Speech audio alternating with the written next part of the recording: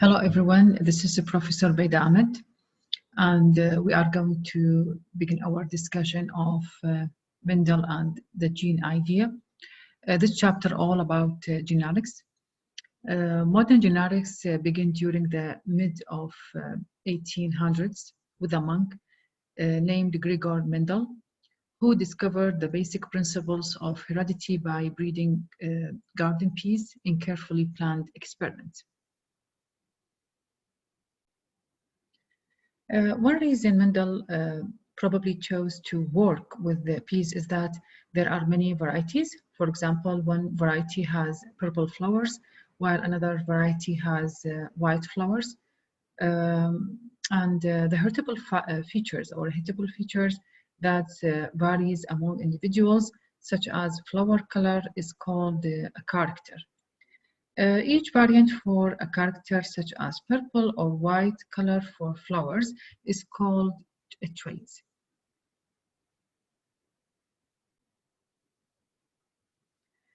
Other advantages of using peas are their short generation time and large number of offspring from each mating. Furthermore, Mendel could strictly control mating between plants. Each pea flower has both pollen producing organs called stamens and an egg bearing organ called carpel. In nature, pea plants usually self-fertilize. Pollen grains from the stamens land on the carpel of the same flower, and the sperm released from the pollen grains fertilize eggs present in the same or in the carpel. To achieve cross-pollination of two plants, Mendel removed the immature stamens of plants before they produce pollen and then dusted pollen from another plant onto the altered flowers. Each resulting zygote then developed into a plant embryo encased in a seed, and those seeds known as pea, the green pea. His method allowed Mendel to always be sure of the parentage of new seeds, and Mendel chose to track only those characters that occurred in two distinct alternative forms, such as purple or white flower color.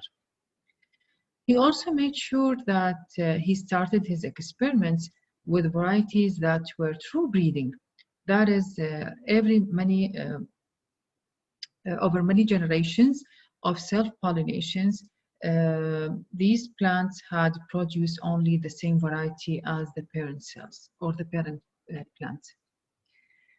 For example, a plant with purple flowers is true breeding if the seeds produced by self-pollination in successive generations all give rise to plants that also have purple flowers.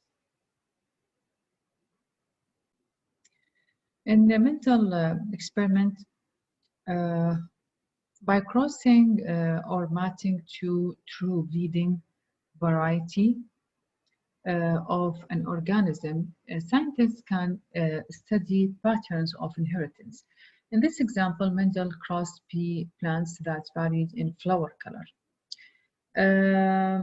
In this technique, he removed stamens from purple flower and then transferred sperm-bearing pollen from stamens of white flower to egg-bearing carpel of purple flower. He waited for pollinated carpel to mature into pods, and then he planted seeds from the pods. When pollen from a white flower was transferred to a purple flower, the first generation hybrid all had purple flowers. The result was the same for the reciprocal cross, which involved the transfer of pollen from purple flowers to white flowers. In a typical breeding experiment, Mendel cross-pollinated purple flowered plants and white flowered plants. This matching or crossing of two true breeding variations is called hybridization. The true breeding parents are referred to as the P generation, true breeding parents or parental generation, and their hybrid offspring are the F1 generation, the first filial generation, the word filial from the Latin word for son. Allowing these F1 hybrids to self-pollinate or to cross-pollinate with other hybrids produces an F2 generation, second filial generation. When F1 hybrid P plants self or cross-pollinate, which traits appear in the F2 generation? Mendel crossed true breeding purple flowered plants and white flowered plants, and crosses symbolized or are symbolized by X. The resulting F1 hybrid were allowed to self-pollinate or were cross-pollinated with other F1 hybrids. The F2 generation plants were then observed for flower color. Both purple flowered and white flowered plants appeared in the F2 generation in a ratio approximately of 3 purple to 1 white.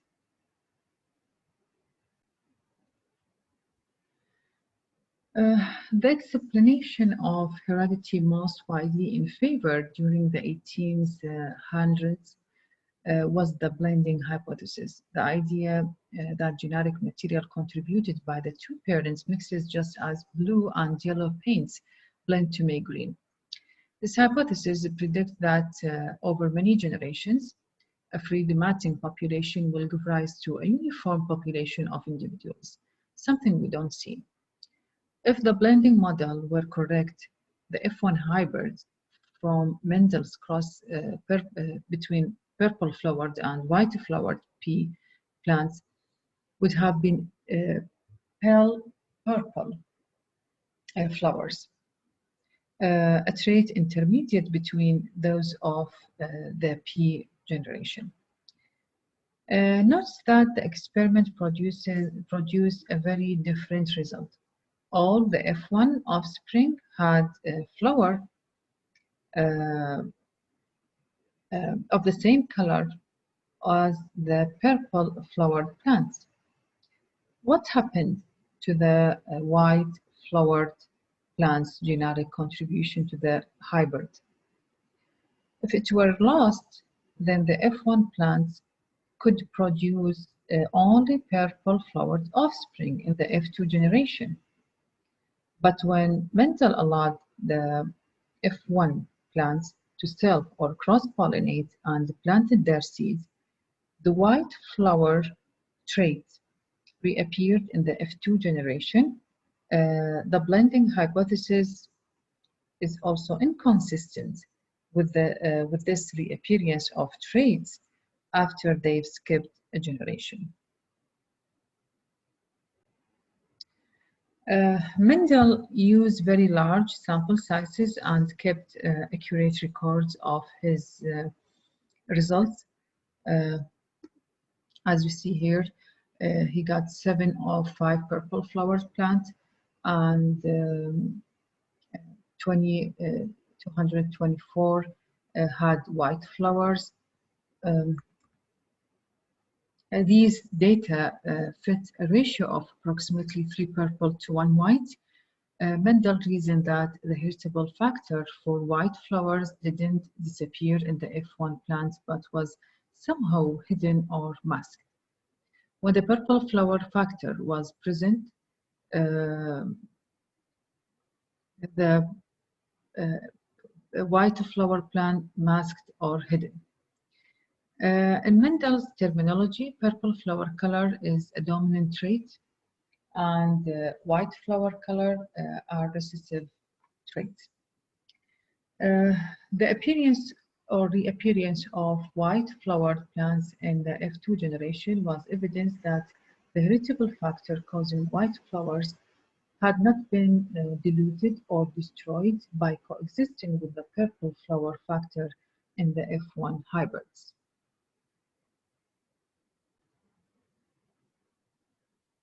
Mendel observed the same pattern of inheritance in 6 other characters, each represented by 2 distinctly different traits.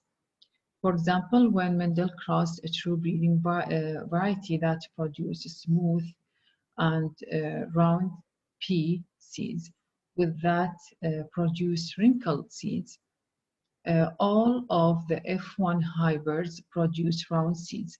This is the dominant trait for seed shape, the round smooth.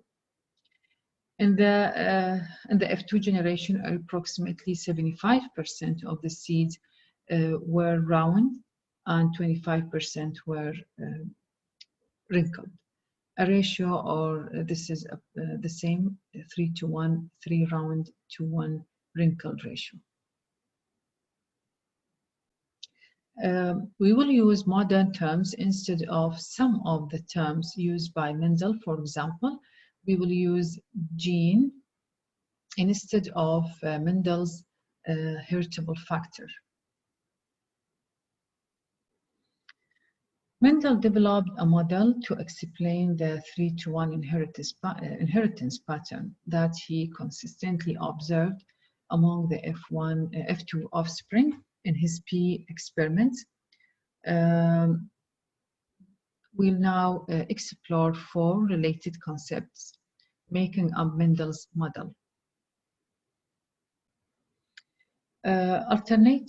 The first concept is alternative versions of gene account for variations in inherited characters.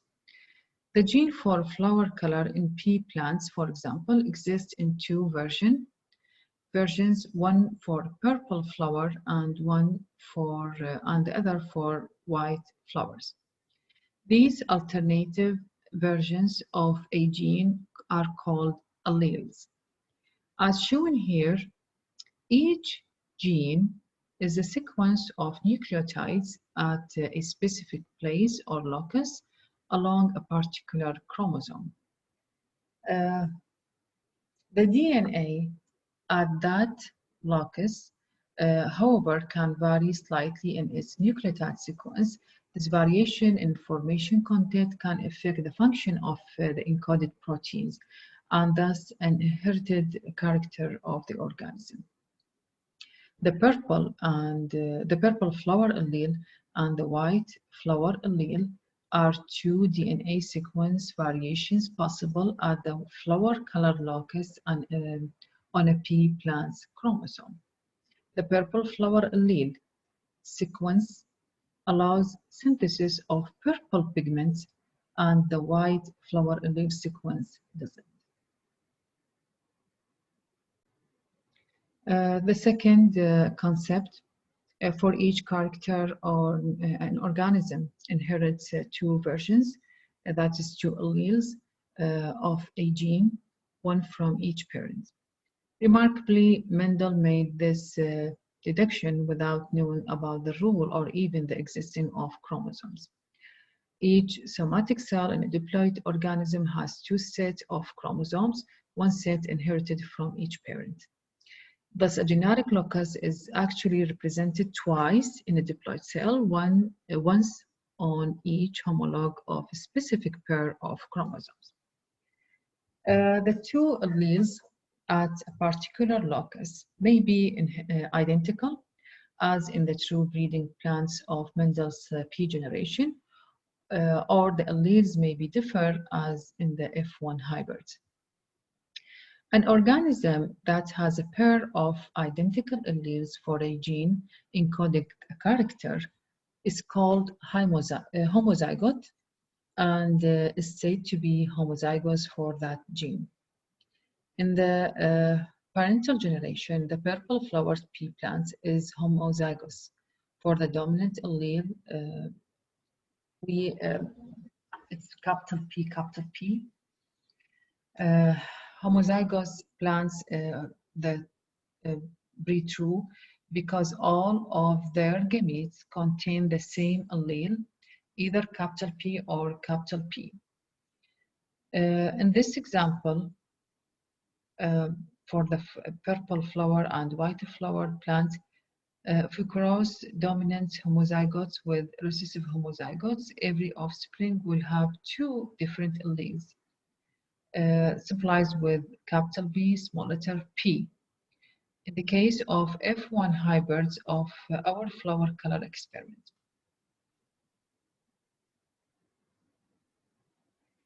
An organism that has two different alleles for a gene is called heterozygote and is said to be heterozygous for that gene.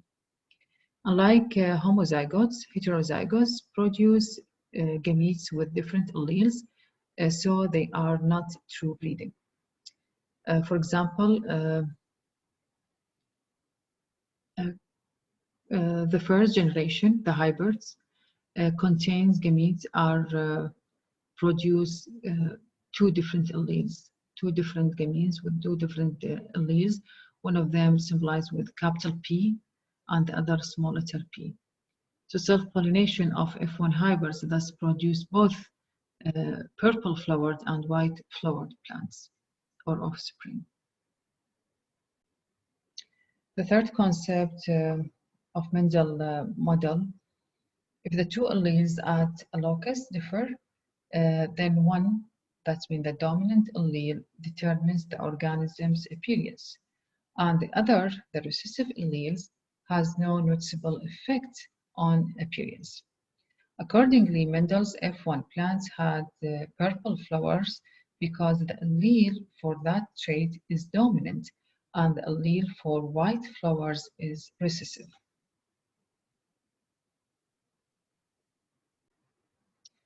The fourth and final part of Mendel's model, the law of segregation, states that the two alleles for heritable characters segregate, in other words, separate from each other during gametes formation and end up in different gametes.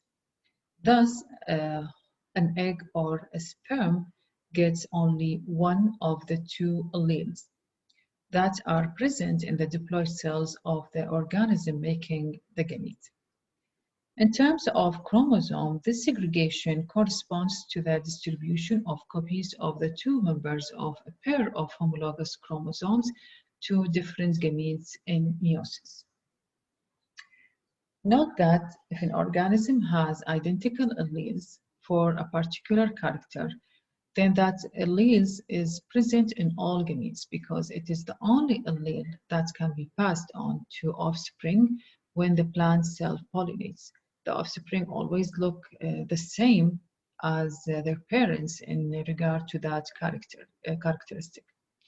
This explains why these plants are true breeding. But if different alleles are present as in the F1 hybrid, then 50% of the gametes receive the dominant allele and 50% receive the recessive alleles.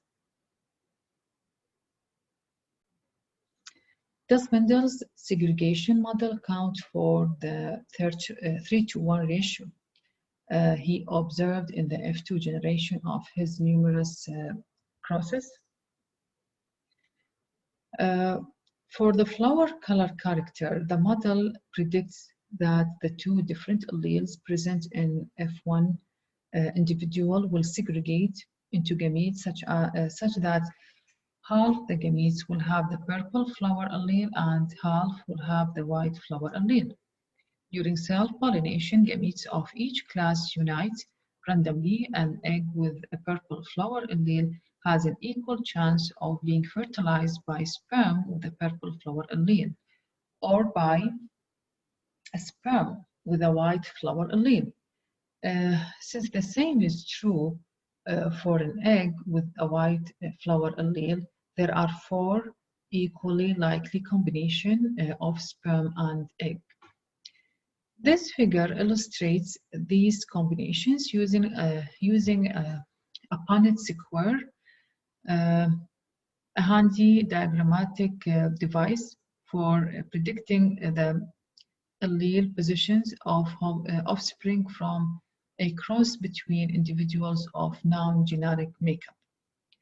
Note that we use a capital letter to symbolize a dominant allele, and lowercase letter for recessive allele. In our example, capital P is the purple flower allele, and the small letter or lowercase p, the white flower allele. It is often useful as well to be able to refer to the gene itself as the capital P, small letter p gene.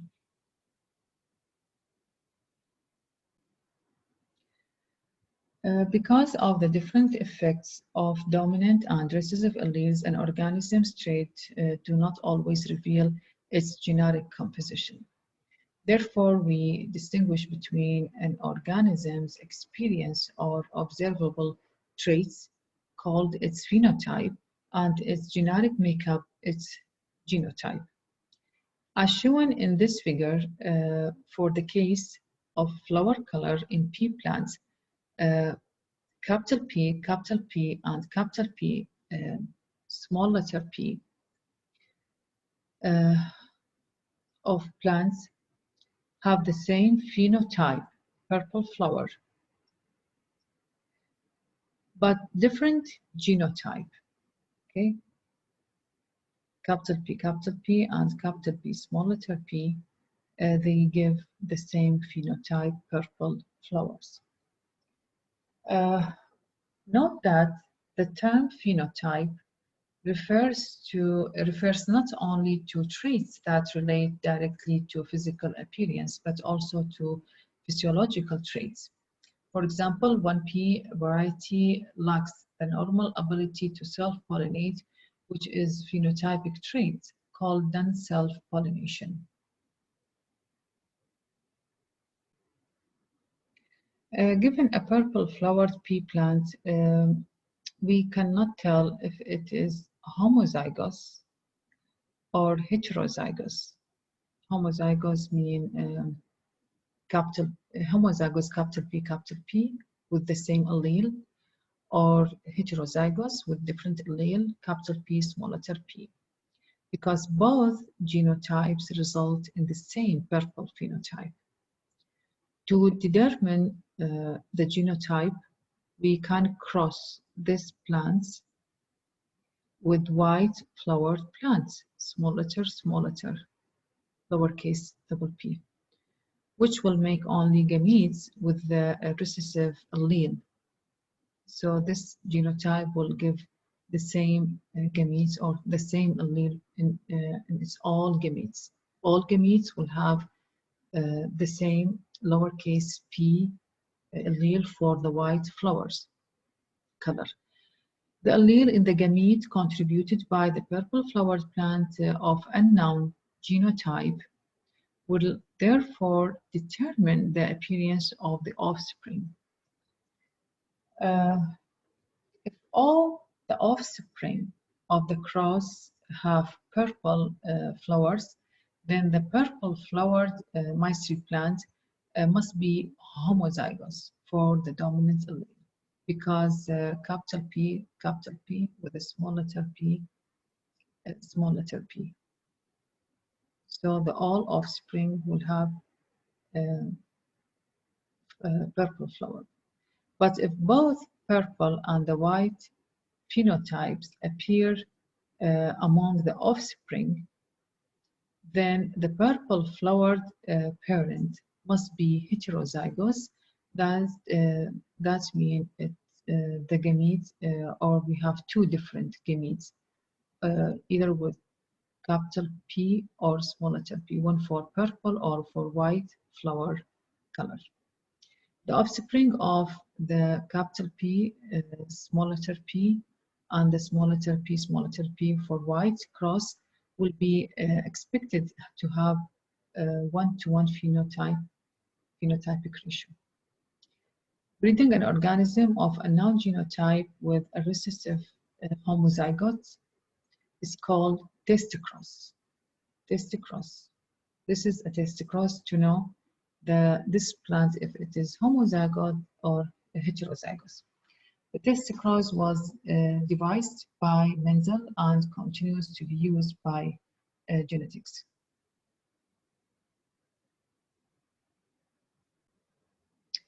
Mendel derived the law of segregation from experiments in which he followed only a single character, such as flower color. All the F1 progeny produced in his crosses of true breeding parents were monohybrids, meaning that they were heterozygous for the one particular character being followed in the cross. We refer to a cross between such heterozygous as monohybrid cross.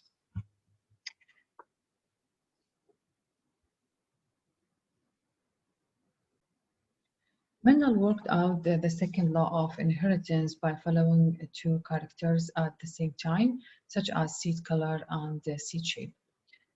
Seeds may be either yellow or green.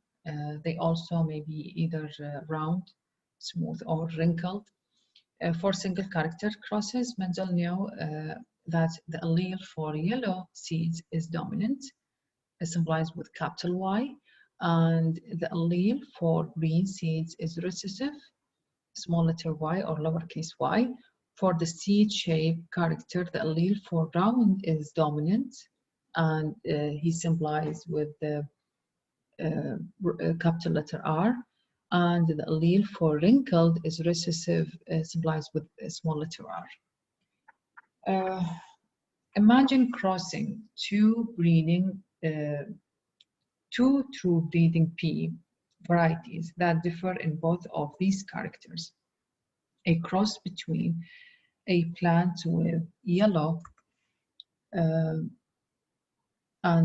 round seeds, capital letter Y, capital letter R, and plant with wrinkled seeds.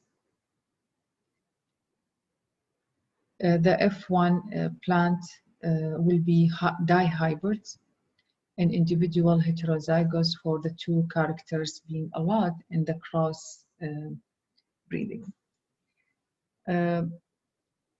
But are these two characters transmitted from parents to the offspring as a package? That is, will the Y capital letter and the R allele always stay together, generation after generation? Are these two characters will travel together, or are seed color and seed shape inherited independently? This figure shows how a dihybrid cross, a cross between F1 dihybrids, can determine which of these two hypotheses is correct. The F1 plants of genotype capital letter Y, small letter y, capital letter R, small letter r, exhibit both dominant phenotype, yellow seeds with round shapes, no matter which hypothesis is correct. The key step in the experiment is to see what happens when F1 plants self-pollinate and produce F2 offspring. If the hybrids must transmit their allele in the same combination in which the alleles were inherited from the P generation, then the F1 hybrids will produce only two classes of gametes, capital letter Y, capital letter R, or small letter y, small letter r, as shown on the left. On the left side of this figure, this dependent assortment hypothesis predict that the phenotypic ratio of the F2 generation will be 3:1, as in a monohybrid cross. 3/4 round yellow and 1/4 green wrinkled. The alternative hypothesis is that the two pairs of alleles segregate independently of each other. In other words, genes are packaged into gametes in all possible allelic combinations as long as each gamete has one allele for each gene. So in our example, an F1 plant will produce 4 classes of gametes in equal quantities.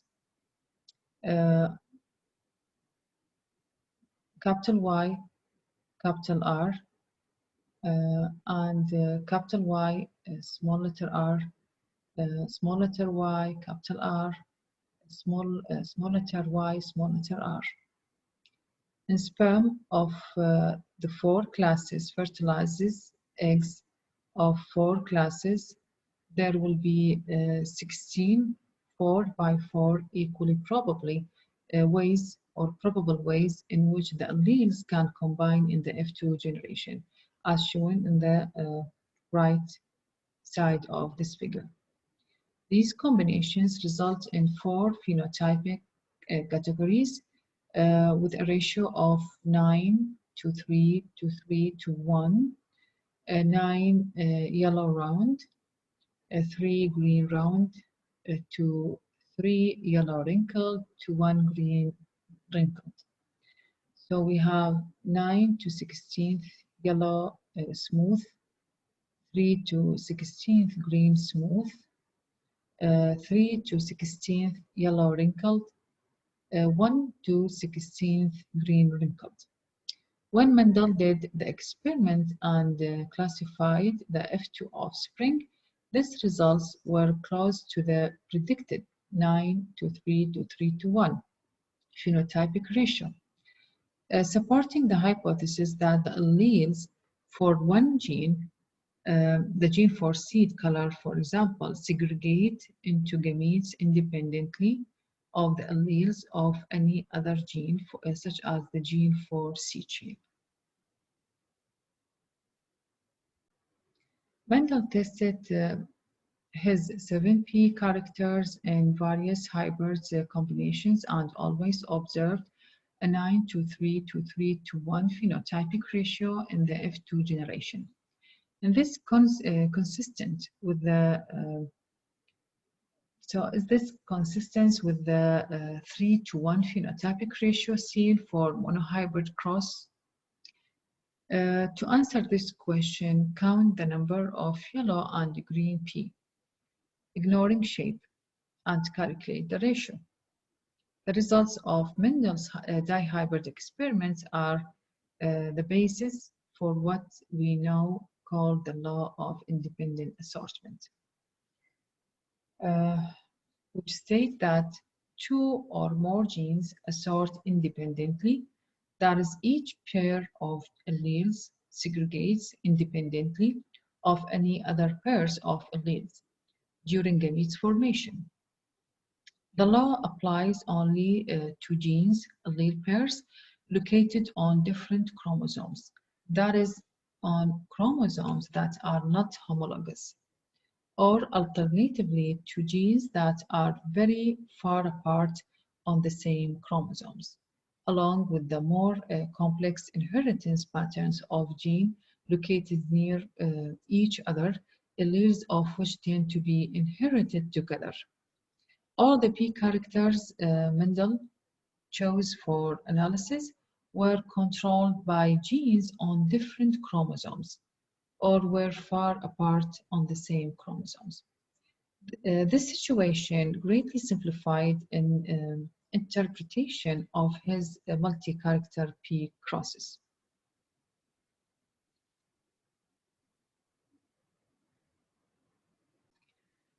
So inheritance of characters by single gene may be deviated from simple Mendelian patterns in the following situation.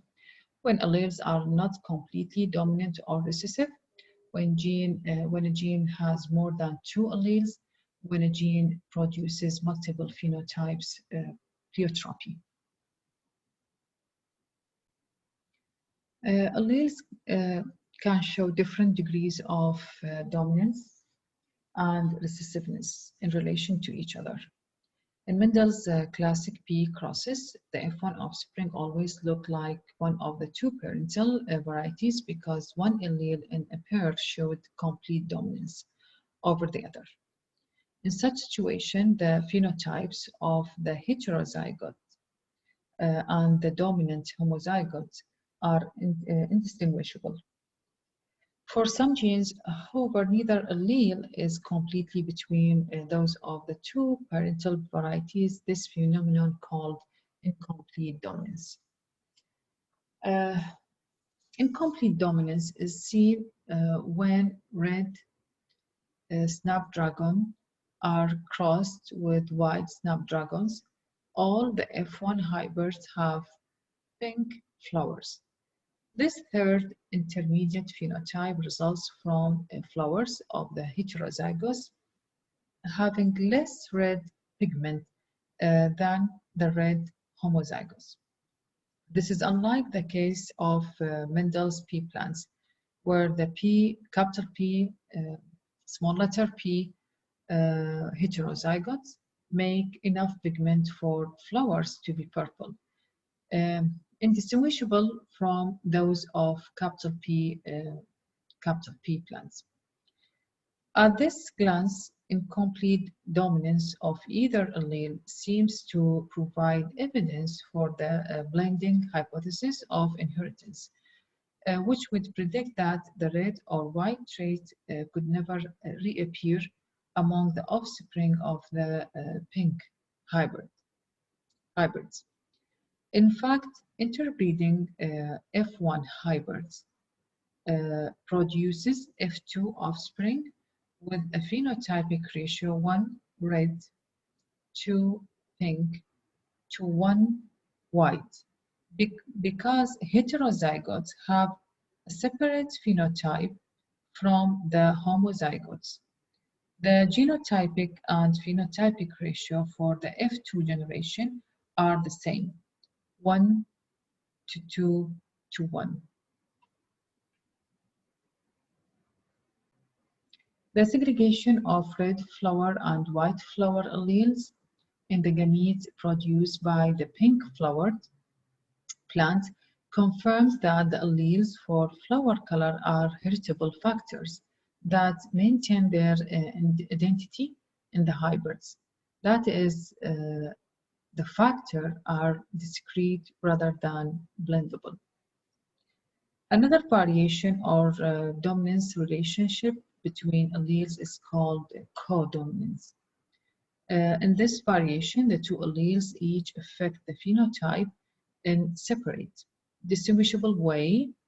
For example, the human blood group is determined by codominance alleles for two specific molecules located on the surface of red blood cells.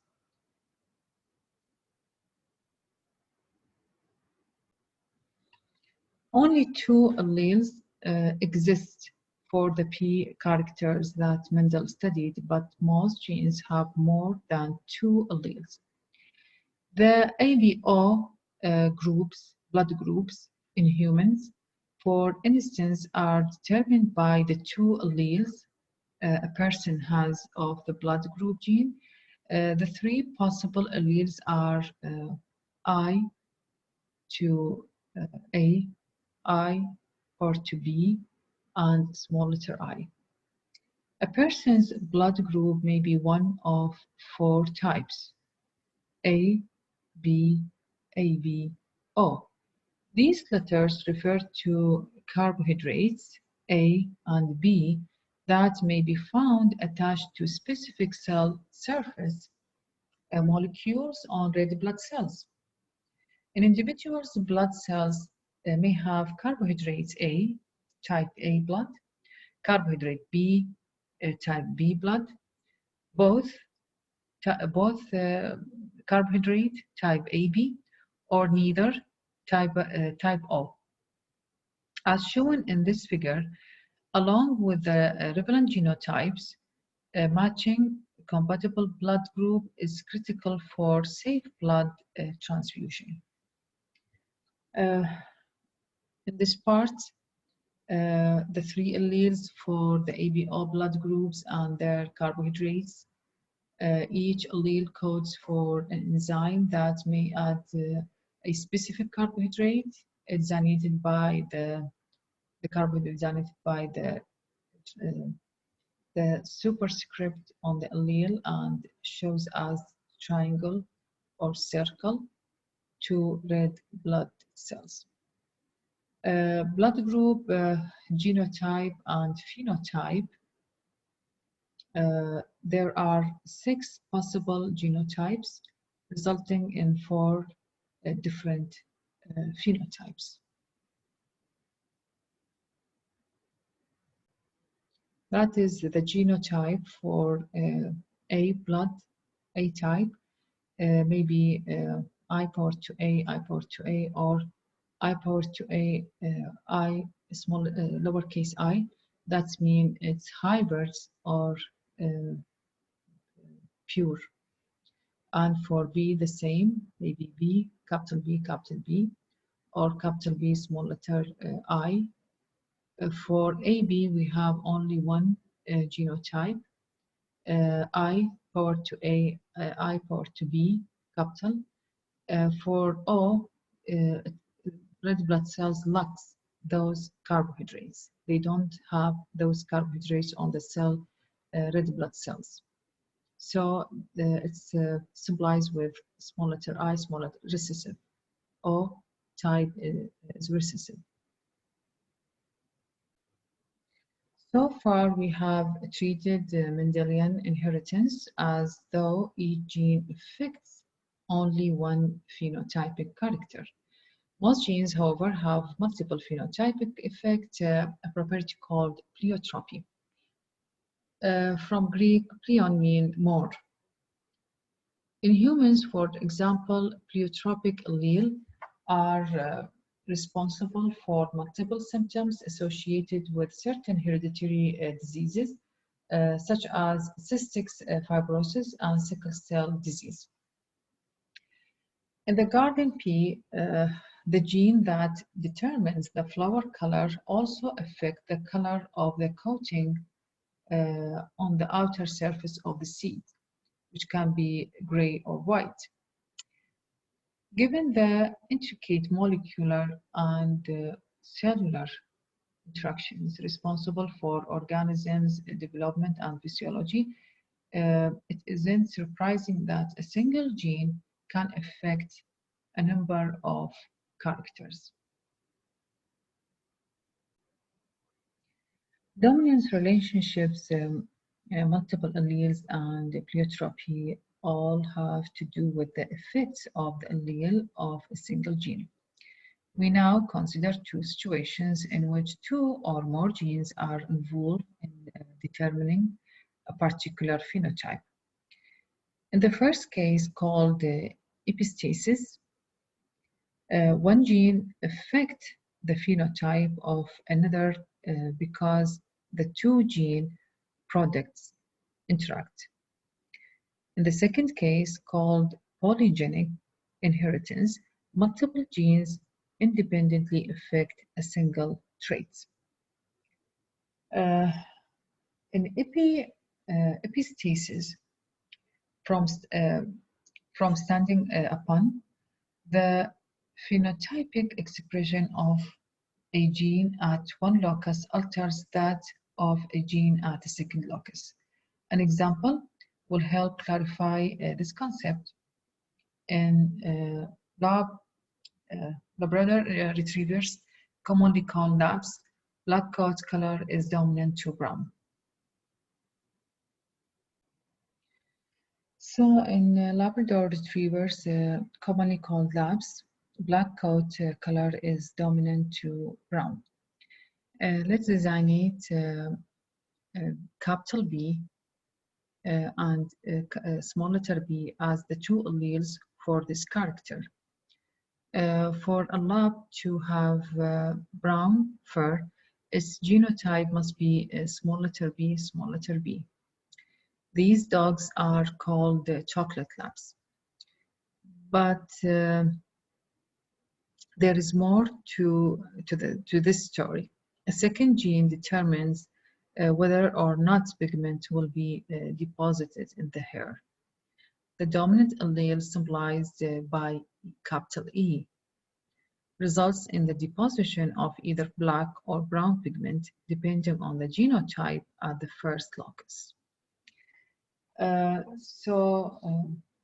But if the lab is homozygous recessive for the second locus, small letter e, then the cut is yellow for those. Regardless of the genotype at the black-brown locus. Those are yellow labs. In this case, the gene for pigment deposition, capital E, small letter E, is said to be epistatic to the gene that codes for black or brown pigments. What happens if we made black labs that are heterozygous for both genes? Both of them, they are hybrids for the both genes. Black, capital B, small letter B, capital E, small letter E, both of them. We can use the Punnett square. Although the two genes affect the same genotypic character, coat color, they follow the law of independent assortment. Thus, our breeding experiments represent an F1 hybrid cross, like those that produce a 9:3 to 3:1 ratio in Mendel's experiments. We can use this Punnett square to represent the genotypes of the F2 offspring. As a result, the epistasis the genotypic ratio among the F2 offspring is 9 black to 3 chocolate to 4 yellow labs. Other types of epistatic interactions produce different ratio, but all are modified versions of 9:3 to 3:1.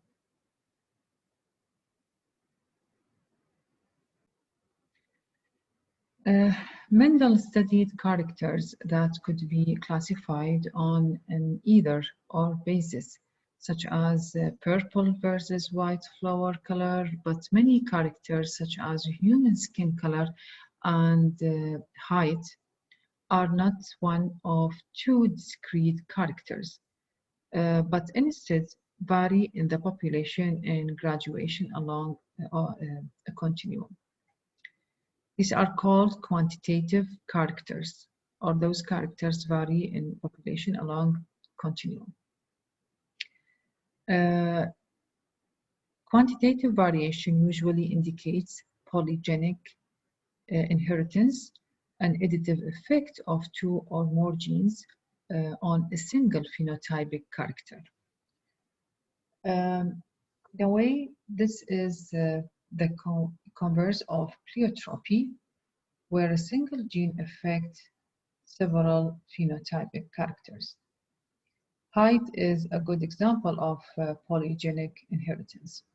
And the skin pigmentation in human is also controlled by many separately inherited genes. I will simplify the story in order to understand the concept of polygenic inheritance. Let's consider three genes, A, B, C, each genes with two alleles, with dark skin allele for each gene, capital A, capital B, capital C, contributing 1 unit of darkness, also simplification to the phenotype and being completely dominant to the other light skin allele, small letter A, small letter B, small letter C. In our model, in capital A, capital A, capital B, capital B, capital C person would be very dark, whereas in small letter A, small letter A, small letter B, small letter B, small letter C, small letter C, an individual with these genes or alleles will be very light. And capital A, small letter A, capital B, small letter B, capital C, small letter C, person would have a skin of an intermediate shade. Because the alleles have an accumulative effect, the genotype of capital A, small letter B, capital B, small b, capital C, small b, and capital A, capital A, capital B, small b, small letter C, small letter would make the same generic contribution, 3 units to skin darkness. So we have shades of skin according to the 3 different alleles. So we have, or there are 7 skin color phenotypes that could result from a matching between these 2 intermediate skin heterozygous, as shown in this figure. In a large number of such matching, the majority of offspring would be expected to have intermediate phenotypes, skin color in the middle range. Okay.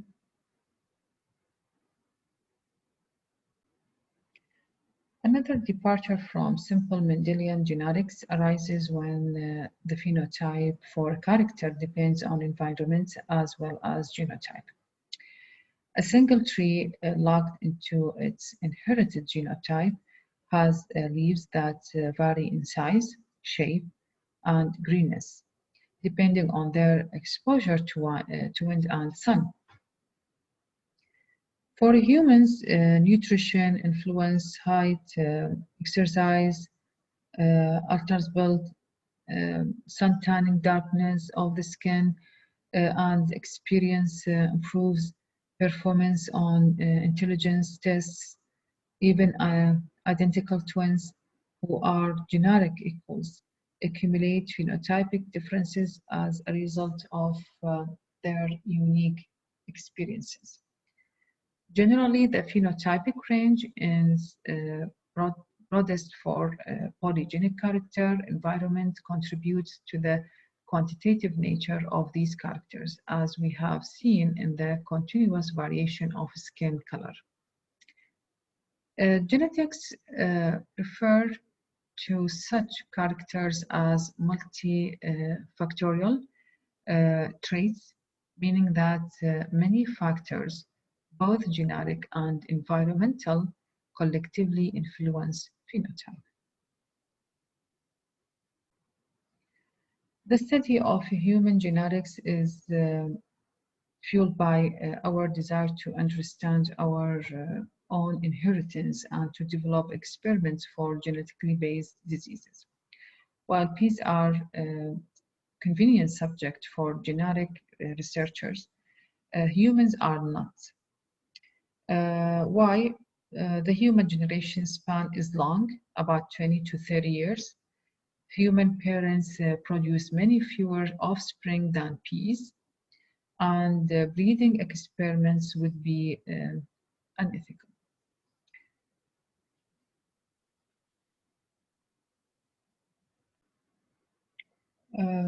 Place of breeding experiments.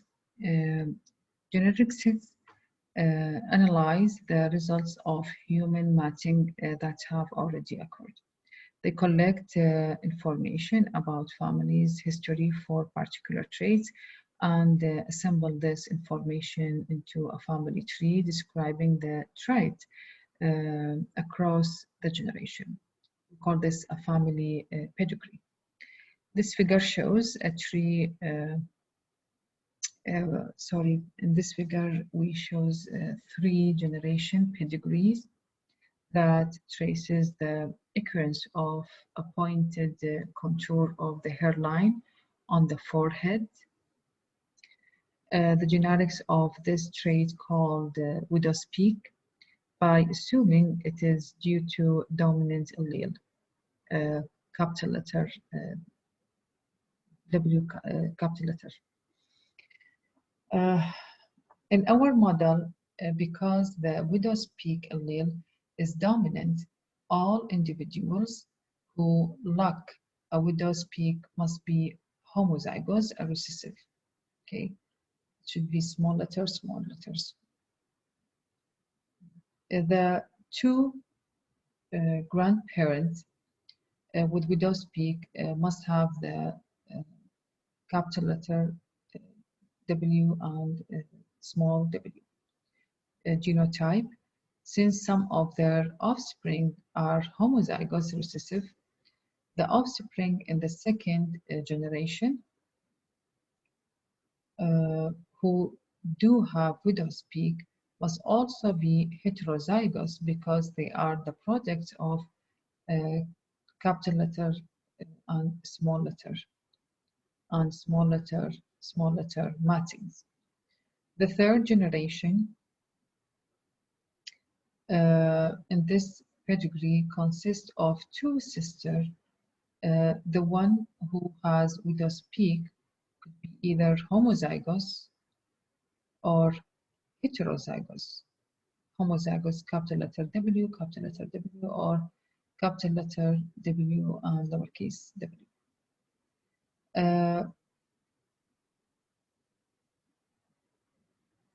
This gives what we know about the genotypes of her parents, both capital letter, small letter. Okay.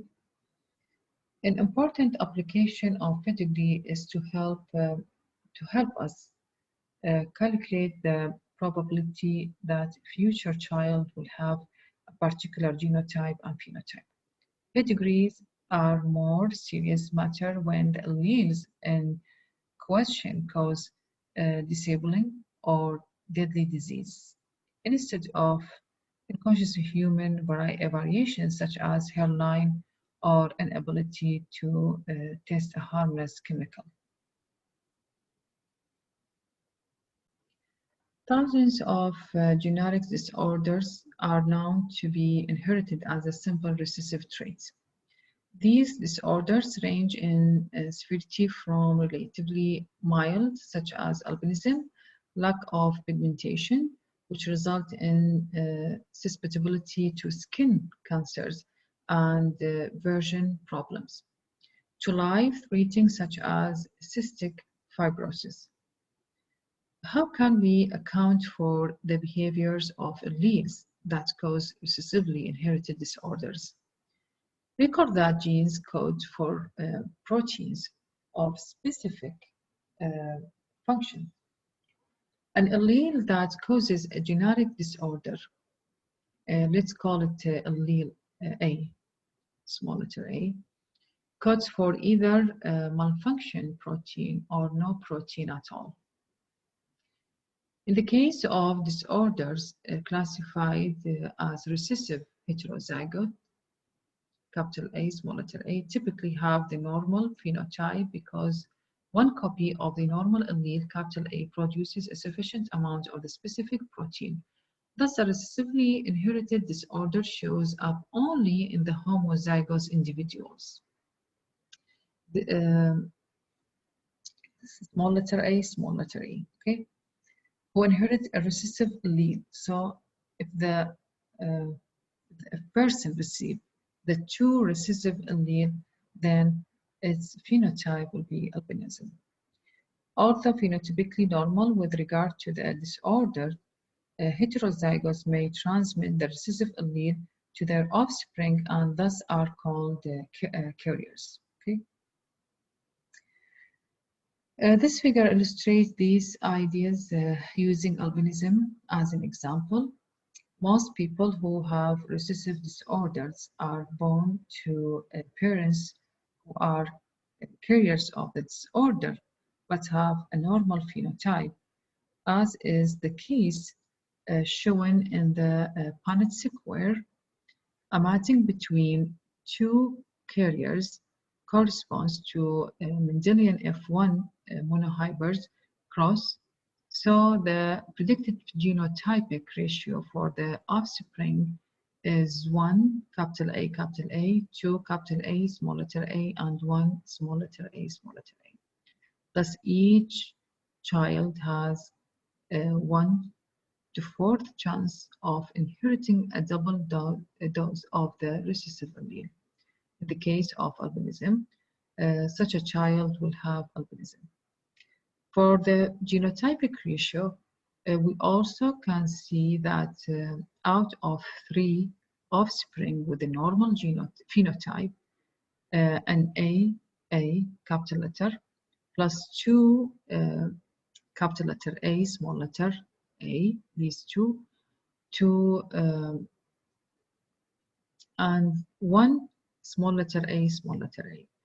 Recessive homozygotes could also result from capital A, small letter A, and capital A, small letter A, small letter A, and small letter A, small letter A.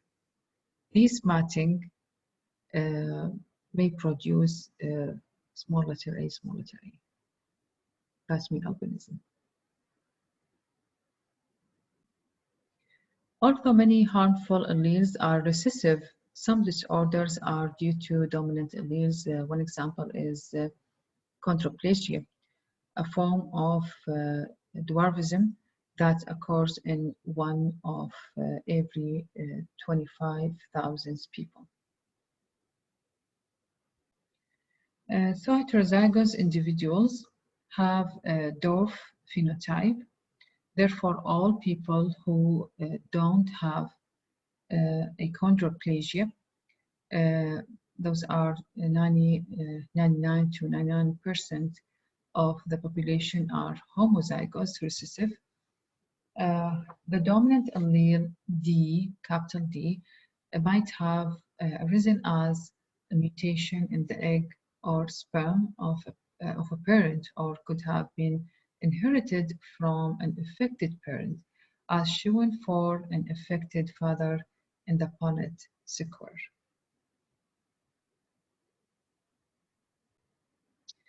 Avoiding simple Mendelian disorders is possible when the risk of a particular genetic disorder can be assessed before a child is conceived or during the early stages of the pregnancy. Many hospitals are genetic counselors who can provide information to prospective parents concerned about family history for a specific diseases. Fetal and newborn testing can also reveal genetic disorder. By using family history, pedigree analysis, gene sequencing, fetal testing, newborn screening.